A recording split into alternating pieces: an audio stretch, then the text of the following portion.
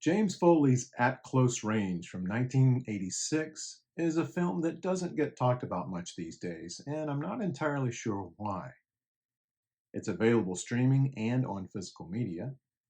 Maybe people aren't entirely sure how to classify it: family drama, redneck noir, or simply a crime picture. Despite a compelling story with two powerful performances from Sean Penn and Christopher Walken, At Close Range seems on the verge of falling into obscurity. It deserves a better fate. Driving through a Pennsylvania town at night, a young man named Brad, played by Sean Penn, sees a girl hanging out with a friend in the town square.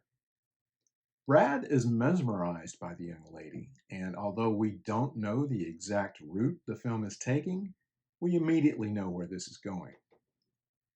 Brad's reverie is broken as two guys yell at him from across the street, shouting, "He took our money!" Brad approaches the two boys, one of which is his brother, and the man accused of taking their money. The boys paid the man $5 to buy some liquor for them, which he did, but he won't give them either the booze or the money. They're smart-ass kids, so now they're not getting it, the man says, challenging Brad, who seems to back off, but clearly isn't scared. As the man gets in his car to leave, Brad calmly climbs onto the hood, refusing to get off, hanging onto the car as the man speeds through town, attempting to shake him off. He's not successful, but Brad is, eventually getting what he wants, but more importantly, never threatening violence to the man. This may seem like just another tough guy scene establishing character early in a film, but it serves another purpose, one we'll need to remember in just a few moments. The scene is not necessarily for the benefit of the girl, but rather to help establish who Brad is, a guy who's going to stick up for his brother and friend regardless of their stupidity. Yet the scene also acts as a catalyst to Brad's relationship to the girl. She's witnessed the entire event, and as Brad walks up to her afterwards, she's impressed, but a little hesitant. We can't know for certain, but she's probably never seen him before.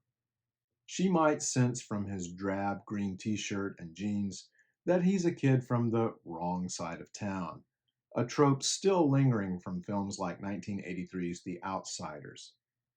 You could call this a meet cute, but it really isn't. Not in this type of movie. Brad introduces himself to Terry, played by Mary Stuart Masterson. He's awkward and shy and senses a bit of hesitation in Terry, but they make a date to meet back in town in a couple of days. Like most people walking into theaters to see this movie in 1986, we know from the posters and ads that At Close Range is a father-son story, and we immediately wonder about the relationship between Brad and Brad Sr. We don't really know anything about Brad Sr. at this point. Is he a quiet criminal? An enraged killer? Will the apple fall not far from the tree? We see a striking contrast between the city and the country, where Brad lives with his mother, played by Millie Perkins, his father-in-law Ernie, played by Alan Autry, and his grandmother, played by Eileen Ryan. It's a rundown, weathered house with the TV constantly blaring. A roach crawls across a kitchen table covered in newspaper and well-worn tools. You can almost smell the place. You can also feel the pervasive sense of boredom and listlessness connected with the house and family. And then later, totally unannounced, in walks Brad Sr., played by Christopher Walken, with a steely look that could intimidate, manipulate, inflict sudden violence, or all of the above. Potential danger is always in the eyes of such characters, no matter how quietly they speak, and Brad Sr. has the look in spades. He stares at his son as if he's a stranger, and indeed, he is. "How old are you now, anyway?" the father asks. Brad replies, "Old enough." We discover that it's been years since Brad Sr. last saw his son, but the main purpose of his visit is to drop off some money for Brad's mom. What does she need? 100, 200, 300? The money and the easy manner in which he dishes it out implies that Brad Sr. is living the good life, something that appeals to Brad. And as quickly as he's arrived, Brad Sr. is gone. In the next scene, Brad gets into an argument with his father in law, Ernie. Perhaps it's the beers he's been drinking, or maybe Brad's tapping into something inherited from his dad. But he stands up to Ernie like he's been doing it all his life, yet still ends up getting kicked out of the house. Needing somewhere to stay, he tracks down his father, his real father, Brad Sr., hoping to stay with him. These scenes are where the film kicks in as Brad and Brad Sr. get to know each other. We realize that Brad hopes that reconnecting with his father will lead to the type of love he's been missing in his life, but he soon realizes that his father loves only himself.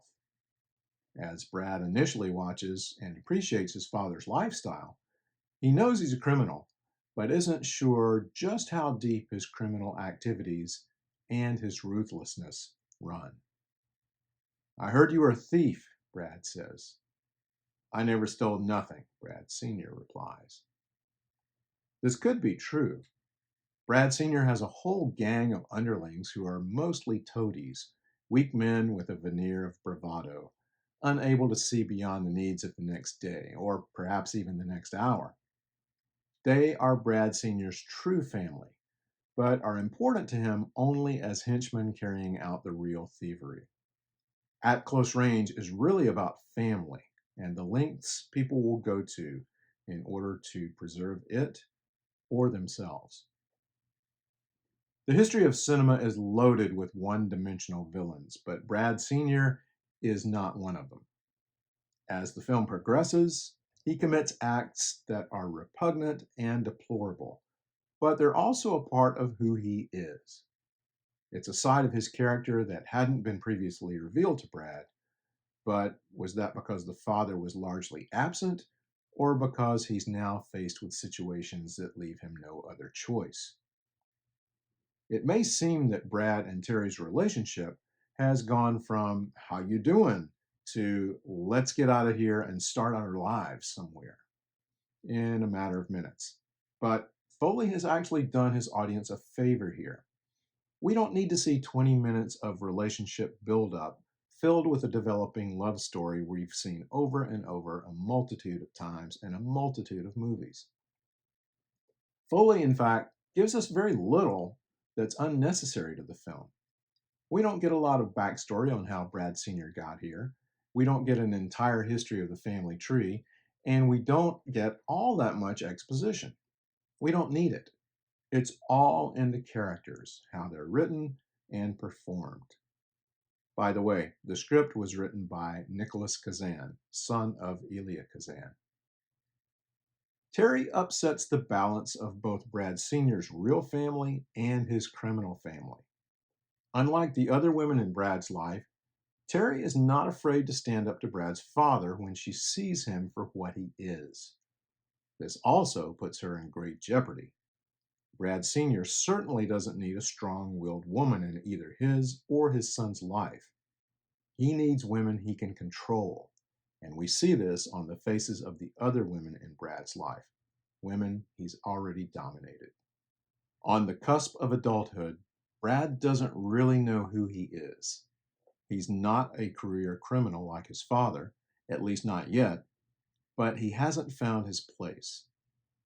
We see enough of Brad Sr. in Brad to make him interesting and unpredictable, enough to make us wonder what's going to happen when father and son have their inevitable showdown. Brad shows an amazing calm under the circumstances, which I won't reveal here, and Brad Sr. shows that he's been under pressure before, but not from his son. How much is the son like the father? He'll find out. In his review, Roger Ebert wrote that what we see in these characters, quote, are the dynamics of a criminal society you could see in the great crime film In Cold Blood. The dynamics where seemingly ordinary people whose moral sense is missing drift into actions so bad that perhaps even they are appalled. At Close Range is ultimately the story of a father and son who are literally at close range, observing one another and wondering how much of each is present in the other. We're kept guessing the outcome until the very end, not knowing to what extent Brad's DNA comes from his father. The film works so well because of the performances of Penn and Walken, both of whom embody their characters with depth and complexity so often neglected in crime films. I hope you'll check it out. Once again, At Close Range is currently streaming on HBO Max and available on Blu ray from MVD. Thanks for watching. See you next time.